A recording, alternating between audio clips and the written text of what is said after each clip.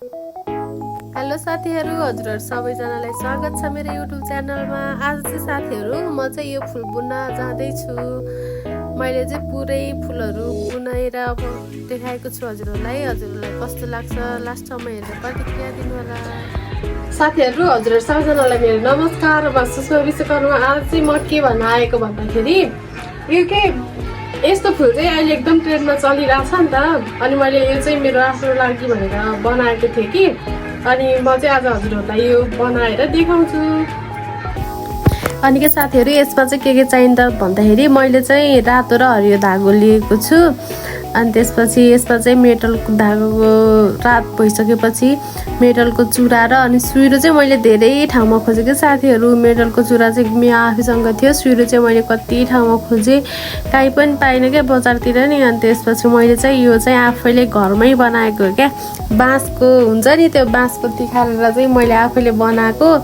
अनि त्यसपछि मसँग चाहिँ ठुलो कुरुस थिएन, अनि त्यही भएर मैले चाहिँ यो सानो नै त्यो 0.95 mm को कुरुस युज गर्दैछु। अनि त्यसपछि यहाँ रह्यो हामीसँग भएको चाहिँ चुरा, अनि सानो मोती पनि चाहियो। अनि मैले चाहिँ नट लगाउँदै लगाउँदै लगाउँदै लगाउँदै लगाउँदै गएँ। अनि त्यसपछि योमा चाहिँ नट फेरि सिङ्गल नै बुन्नुपर्छ क्या, सुरुमा त सिङ्गल नै बुन्नुपर्छ नि त। अनि त्यसपछि बनाउँदै गएँ।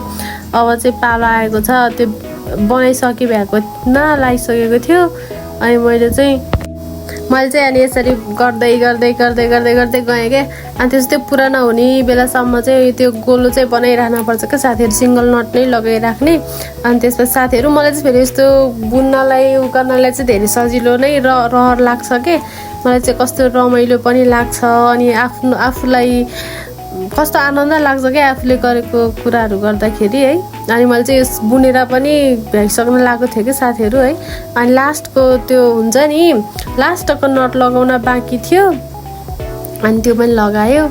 अनि त्यो पनि लगाइसकेपछि चाहिँ अब हाम्रो चाहिँ अब हुन्छ नि, अब धागो योमा पछि चाहिँ साथीहरू धागो चाहिँ बुन्न पर्छ कि, अब धागो फेर्न पर्छ नि त। अनि अब रातो धागो त्यो कट गरिसकेँ मैले। अनि त्यसपछि अब त्यो बुनिसकेपछि अब रातो धागोले अब त्यो माथिको जुन त्यो गोलो त बनाइसकेँ, अब त्यो पिङ्क कलरको जस्तै अब रातो गर्न पर्यो नि त। अनि मैले चाहिँ यहाँ चाहिँ अब रातो धागो चाहिँ जोड्दैछु क्या साथीहरू। अनि त्यसपछि मलाई चाहिँ होइन, यो काम गर्नलाई चाहिँ मलाई धेरै रहर लाग्छ क्या, आफूले रहर लागेको भएर पनि होला, एकचोटि सर हेरेपछि मलाई चाहिँ आउँछ क्या यो कुराहरू गर्नलाई चाहिँ। अनि त्यसपछि मैले चाहिँ कति धेरै कुराहरू बनाइसकेको छु कि धागोले नै। अनि कति कुराहरू त साथीहरूलाई पनि गिफ्ट गरिसकेँ मैले। अनि त्यसपछि मैले चाहिँ पोहोरको चाहिँ स्वेटरहरू पनि बुनेको थिएँ आफैले नै, सानो पर्सहरू पनि बुन्छु भनेर कोसिस गरेको थिएँ। अब त्यति बेला चाहिँ खरि के भयो साथीहरू, अनि बुन्नै झ्याउ लाग्यो कि छोडिदिएँ। अनि त्यसपछि छोडिदिइसकेपछि चाहिँ अब फेरि यतिकै के गर्नु, यति लामो टाइममा यति लामो दिनमा टाइम कटाउन नै गाह्रो हुने क्या साथीहरू, टाइम पास गर्न नै। अनि त्यसपछि मैले चाहिँ यति बेला चाहिँ फुल पनि बुनेर भइसकेको थिएँ कि मलाई चाहिँ खुब रमाइलो लाग्छ। अनि मैले चाहिँ गफमा हजुरहरूसँग गफ गर्दा गर्दै मैले चाहिँ फुल पनि बनाइसकेको छु कि साथीहरू। अब चाहिँ पालो चाहिँ यो सानो माथिको त्यो सुइरोमा अड्काउने फुलको रहेको छ। अनि हजुरहरूलाई पनि यस्तो घर बसेर यस्तो कामहरू गर्न कतिको जाँगर लाग्छ साथीहरू। मलाई जाँगर त लाग्छ, तर गर्मी भएर टाउको दुखेर कस्तो हुने क्या। अनि त्यही माथि त झ्याउ लागेको बेलामा त धागो पनि कहाँ अल्झिनियो, कुरुसले बाट पनि त्यो कुरुस फुस्दै गर्ने हातबाट पनि म चाहिँ मिलाउँदै गर्दै थिएँ क्या यति बेला चाहिँ होइन। अनि त्यसपछि मैले चाहिँ सानो फुल पनि रेडी बनाउँदैछु। अनि मलाई चाहिँ कस्तो भोक लाग्यो भनेको, मेरो बुढोले चाहिँ मलाई बदाम खुवाउँदै हुनुहुन्थ्यो क्या त्यति बेला। अनि त्यसपछि म चाहिँ बुढी भएर हामी चाहिँ गफ गर्दै गर्दै बुन्दैछु म चाहिँ। अब मैले चाहिँ सानो फुल पनि बुनेर भइसकेँ साथीहरू। अब चाहिँ त्यो सुइराको पालो छ।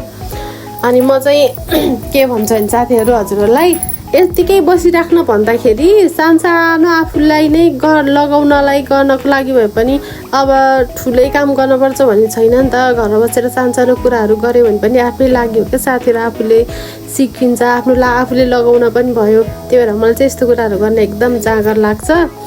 अनि त्यसपछि अब चाहिँ गफमा यो पनि रेडी भइसक्यो क्या साथीहरू, फुल सुइरो पनि फुल पनि। अब चाहिँ म यसलाई रेडी बनाएर हजुरहरूलाई लगाएर पनि देखाउँछु। हजुरहरू पनि घर बस्दाखेरि यस्तै यस्तै कुराहरू बुन्न सिक्नुहोस्। मेरो भिडियो हेर्नु साथीहरू कस्तो लाग्छ लाइक गर्नुहोस्, कमेन्ट गर्नुहोस्, सेयर पनि गर्नुहोस्, सब्सक्राइब पनि गर्नुहोस्। मेरो युट्युब च्यानल चाहिँ सदाशङ्कर सुषमा अफिसियल छ, हजुरहरू त्यहाँ गएर भिजिट गर्न सक्नुहुन्छ मेरो च्यानललाई।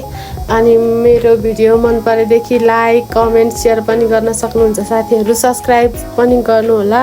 हजुरहरूलाई कस्तो लाग्छ मेरो भिडियो, मैले बनाएको फुल कस्तो लाग्छ हेरेर कमेन्ट पनि छोड्नु होला साथीहरू।